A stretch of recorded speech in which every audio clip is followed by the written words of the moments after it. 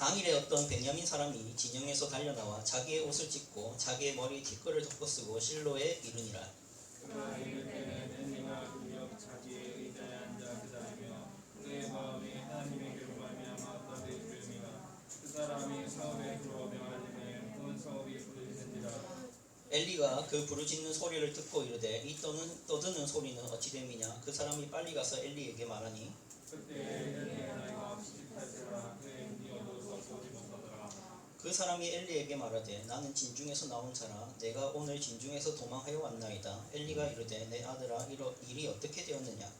호시 하는 자가 대답하여 이르되 이스라엘의 블레셋 사람들 앞에서 도망하였고 백성 중에는 큰 활력이 있었고 당신의 두 아들 홈니와 비나스도 죽임을 당하였고 하나님의 길은 빼앗겼나이다. 하나님의 괴를 말할 때 엘리가 자기 의자에서 뒤로 넘어져 문 곁에서 목이 부러져 죽었으니 나이가 많고 비대한 까닭이라. 그가 이스라엘의 사사가 된 지 40년이었더라.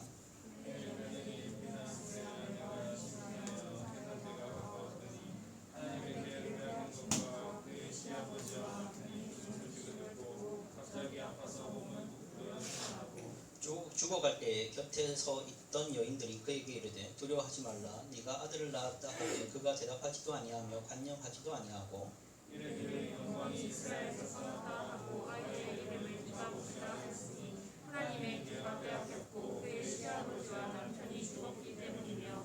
같이 읽겠습니다. 시작. 또 이르기를 하나님의 괴를 빼앗겼으므로 영광이 이스라엘에서 떠났다 하였더라. 아멘. 여러분 안녕하세요. 전사님이 잠깐 꼰대론을 좀 설명하도록 하겠습니다. 여러분 꼰대라는 용어 아시죠? 꼰대라는 용어는 언제 쓸지에 대해서 전사님이 한번 논의를 좀 해보도록 하겠습니다. 아무 때나 꼰대를 쓰지는 않잖아요. 꼰대라고 할 때 우리가 이 사람이 틀린 말을 하고 있어서 꼰대라고 할까요? 맞는 말을 해도 꼰대라고 할까요? 잘한다. 너무 잘한다. 틀린 말이라고 우리가 어른들이 하는 잔소리를 꼰대라고 안 합니다. 맞는 말임에도 꼰대라고 해요. 자, 그런데 우리가 꼰대라고 해도 이쟤는 너무한다. 어른한테 저래도 되나? 라고 할 때도 있겠지만 맞다. 진짜 꼰대라는 말이 어울린다라고 할 때가 있을까요? 없을까요? 언제일까 하는 거예요. 언제 꼰대라는 말을 해도 되는가 하는 거예요. 꼰대라는 말이 나쁜 거니까 쓰지 맙시다 여러분. 이런 얘기 할 거 아니에요. 꼰대라는 말이 맞을 때가 있어요. 언제일까요? 전사님은 생각하기로는 이럴 때 꼰대라는 말이 맞는 것 같아요. 잔소리를 하는 그 내용이 맞는 말인데 자기는 안 지킬 때 이거는 꼰대라고 해도 된다라고 생각을 해요. 그러니까 어른들이 잔소리를 하잖아요. 그죠?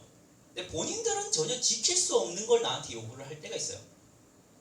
근데 그런 게 밝혀질 때가 있죠. 예를 들면 우리가 항상 어른들에 대해서 그냥 잔소리를 수용하던 사람도 한 번씩은 어른들이 좀 너무한다 할 때가 언제 확인이 되냐면 뉴스에서 40대, 50대 사람이 뭔가 술 취해서 지나간 사람을 때렸다라는 소식을 들을 때 자기들은 뭐 잘하나 라는 생각이 들어요. 아닌가요? 여러분은 술 취해서 옆 사람 때려요?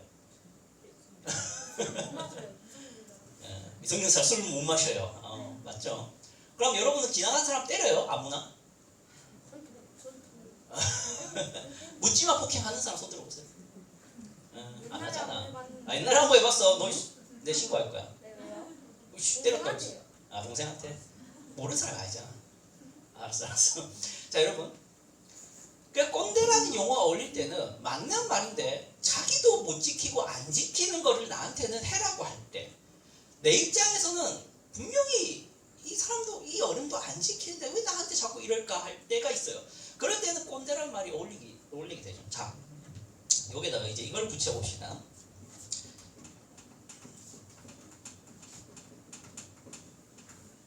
이런 게 있어요.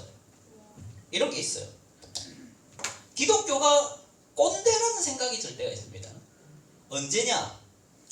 말씀을 여러분이 보기도 하고 설교 때도 설교를 듣지만 지금도 이 지루한 시간 설교를 듣는데 이 설교 때 여러분에게 이렇게 해라 저렇게 해라라는 말을 할 때 여러분이 생각하기로는 자기들도 안 지키는 것을 나한테 하라 할 때 꼰대라는 생각이 들고, 특히 하나님이 꼰대라는 생각이 들기 시작할 때가 언제냐면, 하나님은 나한테 뭘 해줬길래 나한테 자꾸 이런 삶을 요구하지라는 생각이 들면, 내가 대놓고 하나님은 꼰대야 라는 말은 안 하지만 꼰대같이 느껴지기 시작합니다. 그러면서 교회가 점점 멀어지기 시작하고 싫어집니다. 특히 하나님 말씀 듣는 게 점점 불편해지기 시작할 때가 와요. 그때가 언제냐면은 하나님은 나에게 뭘 했길래 라는 생각이 있어서요. 하나님은 도대체 뭘 했길래 나한테 자꾸 이런 삶을 요구하는가 하는 것이 들 때 우리는 기독교가 꼰대처럼 느껴진다 하는 겁니다. 그래서 여러분이 말씀을 통해서 배워야 되는 거는요, 배워야 되는 것이라고 하지 맙시다. 우리가 하나님 말씀 우리가 이름을 뭐라 하죠? 성으로 시작하죠. 성경을 여러분이 직접 읽든 배우든 간에 이때 배울 때 여러분은 항상 두 가지를 배우셔야 돼요. 두 가지입니다. 하나는 뭐냐면은 하나님이 요구하는 것, 여러분에게. 두 번째 뭐냐면은 하나님이 하신 일. 그런데 종종 우리가 성경을 읽을 때도, 우리가 설교를 들을 때든 1번만 배웁니다. 여러분이 머릿속에 남는 건 보통 1번만 남아요. 하나님이 나한테 이렇게 살라고 했다. 기도하라고 했다. 예배 빠지지 말라 했다. 하나님은 착하게 사는 걸 좋게 여기신다. 하나님은 세상 것들을 막 쫓고, 세상을 쫓고 이런 뭐지? 여러 가지 음행이든 음란한 것이든 아니면 여러 가지 때리는 것이든 살인이든 이런 걸 싫어하신다. 이런 것만 머리에 남지 그 하나님이 뭘 하셨는가에 대한 얘기는 잘 안 남을 때가 많아요. 그리고 그렇게 제가 여러분을 가르쳤을 수도 있죠. 그렇다 보면은 잘할수록 하나님은 꼰대일 뿐, 하나님은 그거를 뭘 지켰는지, 나를 위해서 뭘 하셨는지에 대해서 모르다 보니까 그 하나님이 이제는 이제 꼰대 아저씨로만 보이는, 그래서 교회 다니는 의미를 못 찾는, 그렇게 될 수 있어요. 그래서 우리가 오늘도 성경을 볼 건데 하나님이 꼰대가 아니라는 사실을 우리가 이해하기 위해서 하나님이 뭘 하셨는가에 집중을 좀 하실 필요가 있을 것 같아요. 오늘 말씀 속에서. 자, 한번 오늘 말씀 좀 보도록 하겠습니다. 오늘 말씀 제목 읽어보죠. 시작. 하나님의 영광의 두 측면이, 하나님의 영광의 두 측면이 있어요. 오늘 사건의 배경은 이렇습니다. 이 무슨 장면일까요? 언약궤가 있고, 또 이게 어느 나라 같아 보여요? 이쪽의 분사들은 잘 모르죠. 오늘 본문에 보면 나와요. 오늘 본문에 보면은 4장 보세요. 4장 1절에 보시면은 어느 나라가 나오죠? 블레셋. 이 블레셋이라는 나라입니다. 그러니까 이 도망가고 있는 나라는 어딜까요? 이스라엘입니다. 오늘 4장부터는 전쟁에 대한 이야기가 나와요. 누구랑 누구의 전쟁? 블레셋과 이스라엘의 전쟁. 자, 여러분, 블레셋이라는 나라는 어디 있어요? 여기 있습니다. 작죠? 이스라엘은 이 전체가 이스라엘이에요. 이 사이에 전쟁이 일어났습니다. 오케이? 자, 그런데 블레셋의 특징이 뭐냐면은 얘들은 바다 건너온 민족인데요, 철제 기술이 있어요. 그러니까 철을 만들 수 있어요. 그러니까 이스라엘은 철을 못 만들어요. 그럼 전쟁을 한다. 그러면 블레셋 군인들은 뭘 들고 올까요? 철을 만들 수 있으니까 칼 들고 오겠지. 이스라엘은 뭘로 싸웠을까요? 돌, 또 뭉댕이, 나무 가지, 청동, 잘해도 청동, 이 정도를 가지고 싸웠습니다. 어이가 없죠. 이스라엘에 검이 있다면, 철검이 있다면 딱 하나, 겨우 지도자, 왕이 한 번 가질 수 있는 검, 이 정도 있지 철제 기술이 없어요. 그럼 누가 이길까요? 블레셋이 이깁니다. 실제로 블레셋이 이 4장에서 이겨요. 4장 전체의 중요 사건은 첫 번째 뭐다? 이스라엘 패배. 두 번째 언약궤가 빼앗긴다. 세 번째 이 제사장 가문이 다 죽어요. 그리고 네 번째 이가봇. 오늘 본문에 있는 이가봇인데 이게 간단하게 4장의 이야기입니다. 자, 블레셋과 이스라엘이 전쟁을 하는데 자, 언약궤에 대한 이해를 좀 해볼 필요가 있어요. 여러분, 언약궤. 언약궤 이렇게 생겼습니다. 간단하죠? 이거 뭐예요, 이거? 위에 천사들. 그리고 요 뚜껑이거든요, 이게 뜯어낼 수 있어요. 이거 들려요. 그럼 요 안에 공간이 있겠죠?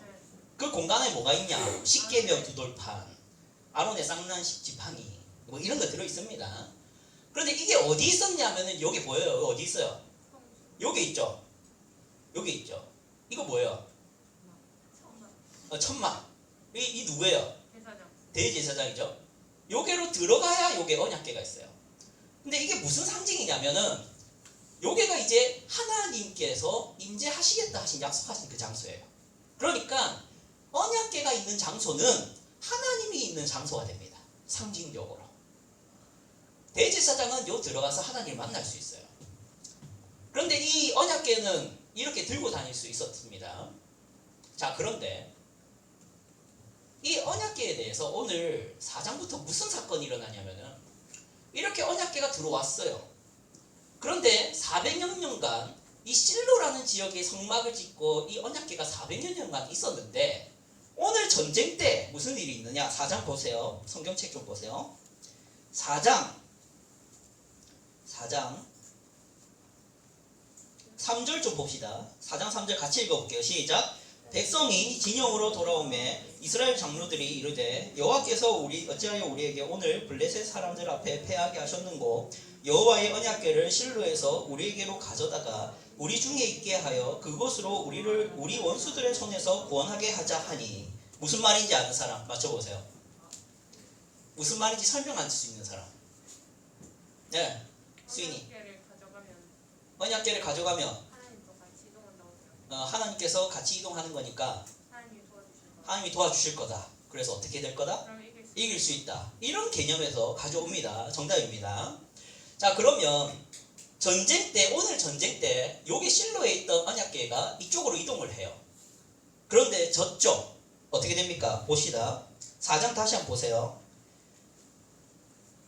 4장 11절 같이 읽어봅시다. 시작. 하나님의 궤는 빼앗겼고 엘리의 두 아들 홈니와 비느하스는 죽임을 당하였더라. 어떻게 됐다? 빼앗겼어요. 져서. 그래서 이제부터는 여기 아까 누구 땅이었어요? 이쪽이 블레셋이었죠. 블레셋 땅에 갑니다. 언약궤가. 자, 이게 오늘 4장 끝이에요. 자, 그러면 4장 오늘 읽었던 본문 마지막 절 다시 한번 봅시다. 4장 22절 같이 읽어보죠. 시작. 또 이르기를 하나님의 궤를 빼앗겼으므로 영광이 이스라엘에서 떠났다 하였더라. 아멘. 자, 여러분 이제 좀 이런 얘기를 좀 해야 될 것 같아요. 오늘 본문이 어떻게 끝났어요? 영광이 이스라엘에서 떠났어. 그래. 너희 딱 잘 얘기하네. 아주 좋아요. 영광이 이스라엘에서 떠났다. 언약궤가 빼앗겼으니까 영광이 이스라엘에서 떠났다. 이 말이 무슨 의미인지 풀어줄 수 있는 사람. 해봐. 영광이 이스라엘에서 떠났다라는 말이 쉽게 표현하면 뭐라고 말하고 있는 건지. 하나님이 이스라엘을 떠났다. 정답. 아이고, 내가 줄게 선물. 수인이가 아까 줘야지. 자, 여러분, 영광이 이스라엘 떠났다라는 말을 지금 하나님이 떠났다라는 얘기를 하는 겁니다. 자, 지금 전쟁에 지고 이스라엘이 이 사건을 해석하는 것이 뭐냐면 전쟁도 졌고 언약궤도 빼앗겼고 자기 제사장 대제사장 엘리도 죽었고 그 아들 제사장도 다 죽고 이런 비참한 상황이니까 해석하기로는 언약궤를 빼앗겼다. 이제 언약궤가 이스라엘에 없다. 이제 블레셋에 갔다. 그러면 하나님이 우리를 떠났다 라는 해석을 한다는 거예요. 자, 여러분, 이렇게 성경을 여기서 이제 성경이 끝나면 하나님이 어떻게 되냐면 죄 지으면 떠나는 분으로만 남습니다. 그렇겠죠? 이스라엘이 죄를 지었더니 지게 했고 이스라엘이 죄를 지었더니 하나님이 그들을 버리고 떠나가셨다로 이야기가 끝나요. 그런데 성경이 거기서 끝나고 있네요. 지금 오늘 성경이 이게 끝이에요? 아니죠. 사무엘상 5장 6장 7장이 있어요. 자, 5장 6장 7장을 봐야 되는데 이거를 지금 다 볼 수는 없고 한 가지만 보도록 하겠습니다. 6장 보세요. 6장 사무엘상 6장 정답을 벌써 얘기해버리는데 여기 2절 보세요. 6장 2절 함께 읽어봅시다. 시작. 블레셋 사람들이 제사장들과 복술자들을 불러서 이르되 우리가 여호와의 궤를 어떻게 할까? 그것을 어떻게 그 있던 곳으로 보낼 것인지 우리에게 가르치라. 요 블레셋 사람들이 지금 고민을 하기 시작했죠. 뭘 고민하고 있어요? 언약궤를 보내고 싶다입니다. 그럼 5장에 무슨 사건이 있는 거예요? 이상하죠. 자, 여러분 무슨 사건이 있었는지 제가 그냥 쭉 설명드릴게요. 자, 아까 언약궤가 빼앗겨서 어디로 갔어요? 먼저 여기에서 이제 전쟁이 일어나서 빼앗겼어요. 그리고 어디로 갔다? 첫 번째 아스돗이라는 블레셋 도시로 갑니다. 자, 거기에 가서 이 언약궤를 제가 사진 다 준비를 안 했네. 언약궤를 자기들의 신전에다가 놔뒀어요. 자기들의 신전에 놔뒀어요. 그리고 신전에 놔두고 하룻밤이 지나서 와서 봤더니 자기들의 신에 모가지가 뜯겨 있고 팔다리가 뜯겨 있는 거예요. 그리고 언약궤 앞에 엎드려 있는 거죠. 그러니까 너무 놀랐습니다. 그리고 그 다음날 무슨 일이 또 일어나면은 아스돗 사람들이 피부병에 걸리기 시작해요.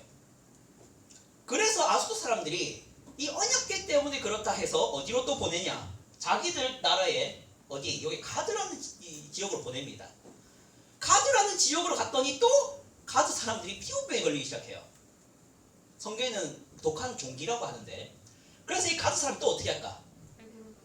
에크론이라는 또 블레셋 도시로 보냈는데 에크론 사람들이 오지마 가져오지마 합니다. 그래서 할 수 없이 베세메스로 보냅니다. 자, 여러분 요 베세메스부터 시작해서 기한 여아린 요 지역이 또 어딜까요? 여기서부터는 이것도 이스라엘입니다. 그러니까 5장에서 무슨 사건이 있냐면 하나님이 블레셋에 빼앗겼어요. 상징적으로는. 그런데 그 하나님이 블레셋에서 혼자 싸웁니다.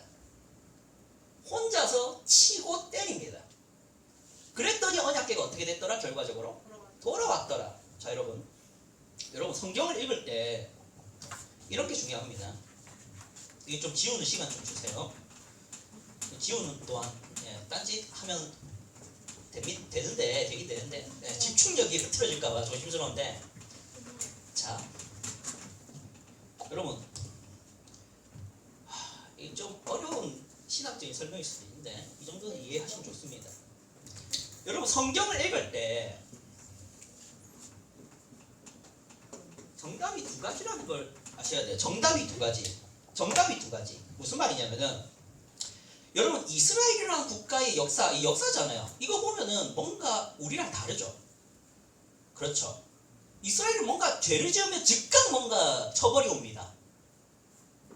그리고 순종을 하면 바로 뭔가 복을 주는 식으로 얘기가 되니까 이 너무 허무맹랑하다는 생각이 드는데, 우리랑 이스라엘이 좀 달라요. 그들은 좀 특별함이 있습니다. 무슨 특별함이 있냐면, 이 말이 좀 생소할 수 있는데 같이 읽어봅시다. 시작. 언약 쉽게 말해서 약속입니다.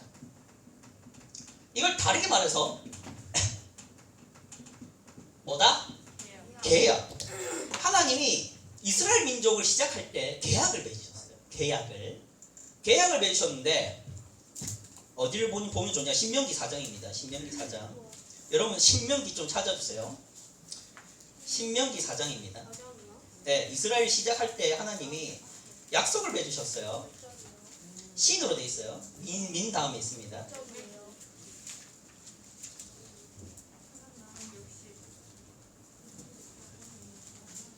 신명기 4장. 그러니까 이스라엘의 특별함은 약속이 있어요. 계약을 맺으신 약속이 있습니다. 4장 1절 보겠습니다.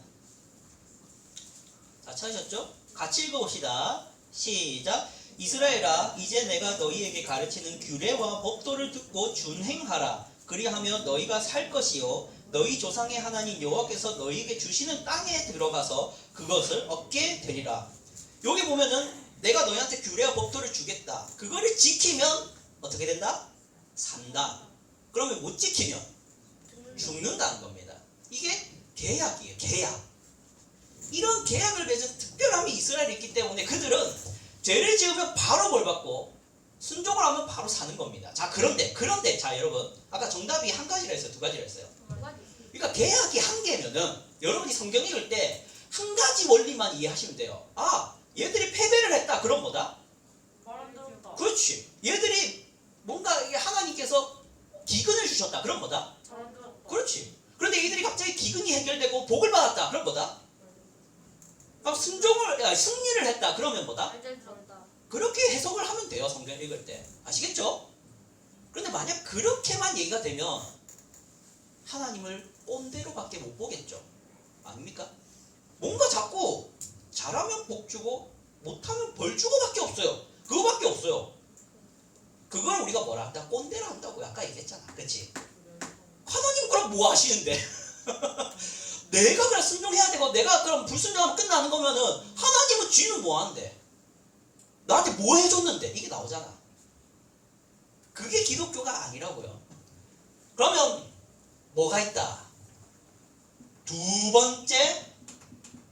번째라 하면 좀 그렇게 오해가 되는데 계약이 또 있다. 그래서 이중계약. 여러분 이중계약 나쁜 거예요? 좋은 거예요? 나쁜 거. 보통 나쁜 겁니다. 그렇죠? 이 사람과 계약 맺었다가 몰래 딴 사람과 또 계약 맺어서 사기치는 거. 이걸 이중계약이라고 해요. 자, 그런데 우리 하나님이 맺은 이중계약은요. 그런 의미가 아니라 우리를 위해서 이중계약을 맺으신 겁니다. 그러니까 이중계약이 뭐냐? 그 내용이 뭐냐? 봅시다. 예레미야 31장입니다. 예레미야 31장 램으로 돼 있어요. 램 1101페이지입니다. 1101 31장 31절부터 33절입니다. 1101페이지 31장 31절부터 33절입니다. 1101페이지. 네, 세 절이니까 교독해보죠. 제가 먼저 읽겠습니다. 여호와의 말씀이니라. 보라, 날이 이르니니 내가 이스라엘 집과 유다 집에 새 언약을 맺으리라.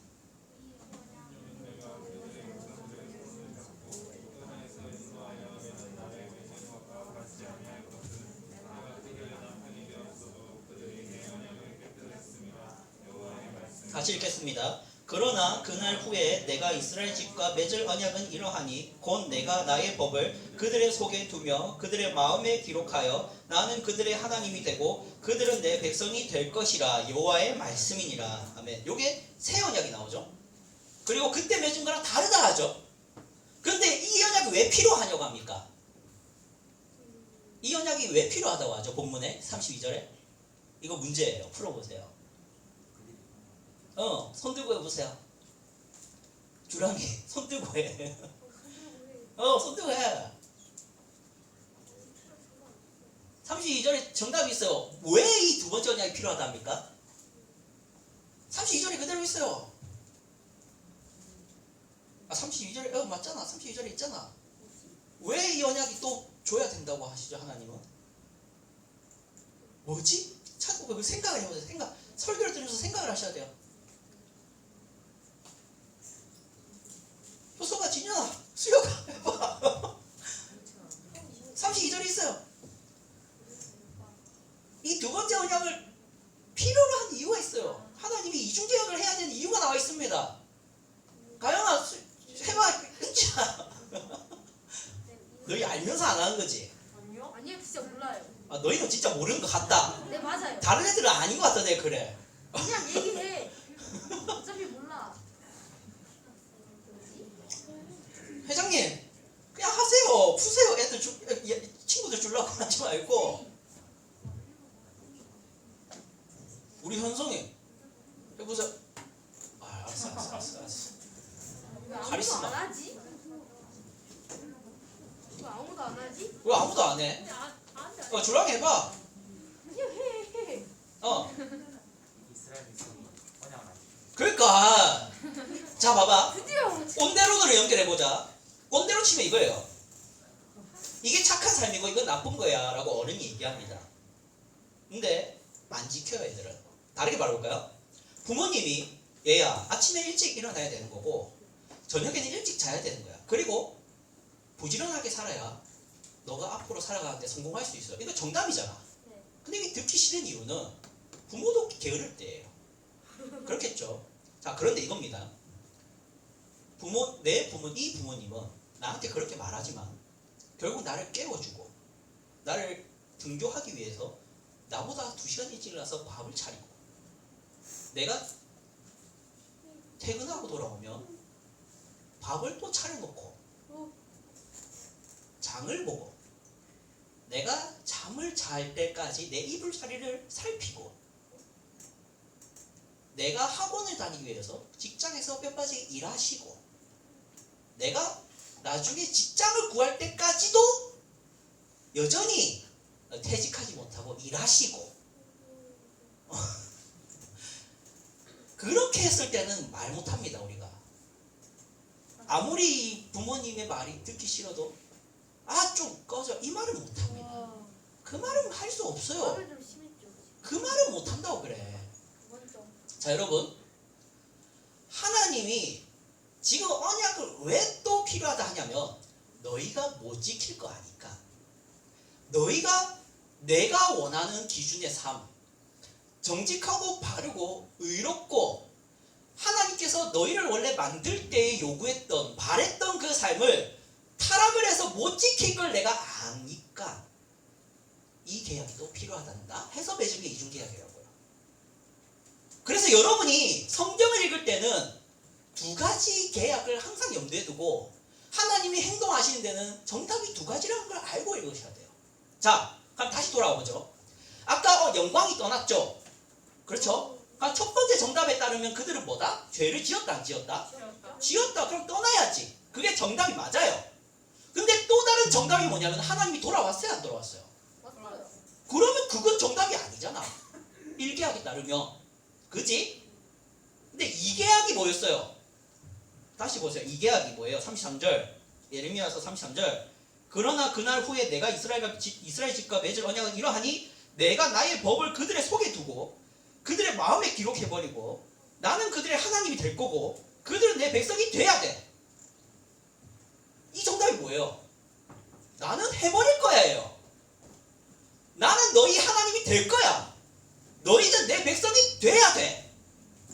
여기에 뭐 순종이 요구됩니까? 자, 2계약에는 조건이 있어요. 착하게 살아라. 내 말 잘 들어라. 의롭게 살아라. 이 말이 있습니까? 지금 이 계약에? 없어요. 하나도 없어요. 나는 할 거야. 너는 될 거야. 나는 할 거야. 너는 될 거야. 나는 할 거야. 너는 될 거야.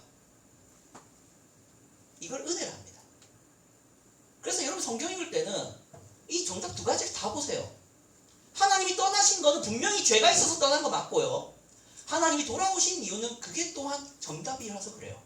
하나님은 버리지 않습니다. 너무 싫고 역겹고 짜증나고 너무 더럽지만 그들과 함께하기엔 너무 거룩하신 하나님이 함께할 수 없을 정도로 우리는 추악하지만 이기적이지만 하나님은 우리를 버릴 수가 없어요. 왜? 계약을 맺었잖아.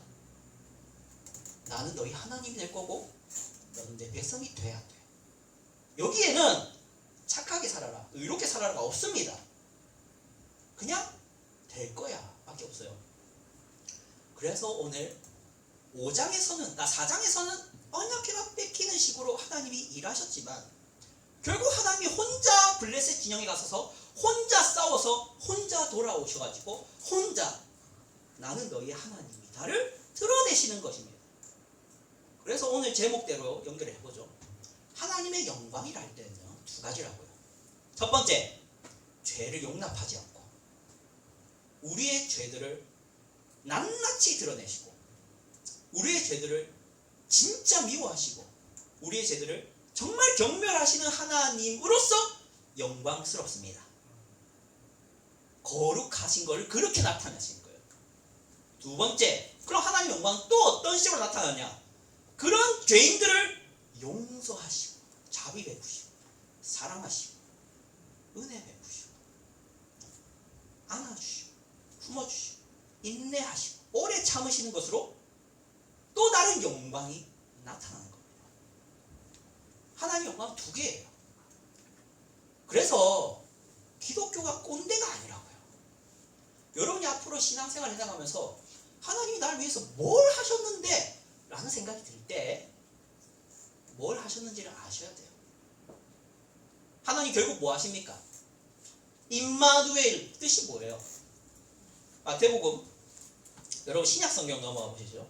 이게 하나님이 하신 일의 극치입니다. 마태복음 마로 시작하죠. 빨간색입니다. 마태복음 1장입니다. 마태복음 1장 23절 봅시다. 23절 같이 읽어봅시다. 시작. 보라 처녀가 잉태하여 아들을 낳을 것이요 그의 이름은 임마누엘이라 하리라 하셨으니 이를 번역한즉 하나님이 우리와 함께 계시다 함이라. 아멘. 하나님이 우리를 버릴 수밖에 없고 우리를 떠날 수밖에 없는 거룩하신 하나님, 죄인들과는 도저히 함께할 수 없어서 그들을 심판하실 뿐 아니라 그들을 떠나셔야 되는 하나님이 동시에 약속하신 대로 나는 너희 하나님이 될 것이고 너희는 내 백성이 될 것이다 하신 그 약속대로 어떻게 하셨다? 임마누엘 하셨다. 뜻이 뭐라고요? 하나님이 우리와 함께 하신다. 여러분이 하나님이 우리와 함께 어떻게 함께 하셨습니까? 라를 물으신다면 예수님을 보세요. 예수님이 뭐 하신 분이죠? 하나님인데 뭐 하신 분이죠? 인간이 되신 분이죠. 하나님인데 인간이 되셨다는 말은 다르게 말해서 여러분과 같이 되셨다는 거예요. 다르게 말해볼까요? 여러분에게 아주 가까이 오셨다는 겁니다. 그게 성육신이에요. 여러분, 우리 윤지한테 물어볼게. 너는 개미랑 함께하고 싶어서 개미가 될 자신이 있어? 없지. 우리는 그 정도로 개미를 사랑하진 않아요. 자, 여러분, 애완견을 기르는 사람도 마찬가지입니다. 애완견 정말 이거 조심스러운 말인데 애완견을 아무리 사랑해도 내가 애완견이 돼서 걔를 공감해주고 이해해주고 싶을 정도로 그렇게 되고 싶은 사람은 없어요. 인간으로서 사랑하는 거지. 인간으로서 애완견을 아끼고 사랑하는 게 우리 수준입니다. 근데 하나님은 뭐가 되셨다? 하나님인데 뭐가 되셨다? 인간이 되시기까지 함께 하시고 가까이 계시는 것으로 자기가 우리와 함께 하다는 걸 나타내셨다. 그게 예수입니다. 그래서 여러분이 하나님이 언제 우리와 함께 하셨는데 라를 물으신다면 예수님을 보세요. 하나님의 두 번째 언약. 나는 너희 하나님이 되고 너희는 내 백성이 반드시 되게 할 거다라는 그 약속을 무조건 이루시기 위해서 예수님이 되셨습니다. 그것이 오늘 사무엘상 4장에서 빼앗긴 언약궤가 스스로 돌아오시는 것으로 나타났듯이 우리에게는 예수님으로 오셨다는 겁니다. 그게 기독교예요. 꼰대가 아닙니다. 여러분이 잘못한 거는 지적을 하시면서도 여러분의 일을 대신하시는 분으로 스스로 꼰대가 아님을 나타내신다는 거예요. 여러분이 이 하나님을 미워해서는 안 됩니다. 거추장스럽게 생각해서는 안 돼요. 많은 청년들이 하나님이 왜 믿기 싫냐면 그분이 있다라는 것이 어려워서가 아니라 그 성경책이 읽기가 어려워서가 아니라 있으면 안 돼서요. 왜? 내가 하고 싶은 것들을 지적을 해야 되니까. 내가 바라는 삶, 내가 하고 싶은 일, 내가 가지고 싶은 것은 하나같이 하지 말라고 하시는 분이 하나님이라고 이해되니까 하나님을 믿기가 싫은 거예요. 없었으면 좋겠는 거죠. 그런데 그 하나님이 지금 뭐 하십니까? 그거를 지적하고 그거를 나쁘다 하시면서도 그거를 참아주시고 기다려주시고 인내하시고 품어주신다는 것이 나타나고 있는 거예요. 이런 하나님인데 왜 이렇게 미워하냐는 겁니다. 이 하나님을 사랑해야 되지 않을까요? 기도하겠습니다. 하나님 아버지 감사합니다. 우리가 이렇게 함께 모여서 전쟁의 패배로 빼앗긴 언약궤를 보게 되었습니다. 하지만 그 언약궤는 제발로 돌아와서 이스라엘 가운데 계십니다. 우리 하나님이 이런 분임을 우리가 알게 하여 주시옵소서. 우리에게 요구하고 가만 계시는 신이 아니라 우리가 하지 못할 것을 아시고 대신하시고 혼자 싸우시고 승리하시고 우리의 하나님이 되시고 우리에게 자기의 백성 되라고 하시는 하나님임을 우리가 알 때 이 하나님이 사랑스럽고 이 하나님이 좋으신 분이며 언제나 나를 함께 하시는, 나와 함께 하신다 하신 약속대로 언제나 함께 하시는 하나님을 우리가 믿고 신앙하며 기도할 수 있는 저희 모두 되게 하여 주시옵소서. 살아계신 예수 그리스도의 이름으로 기도드립니다. 준비하신 헌금 드리도록 하겠습니다.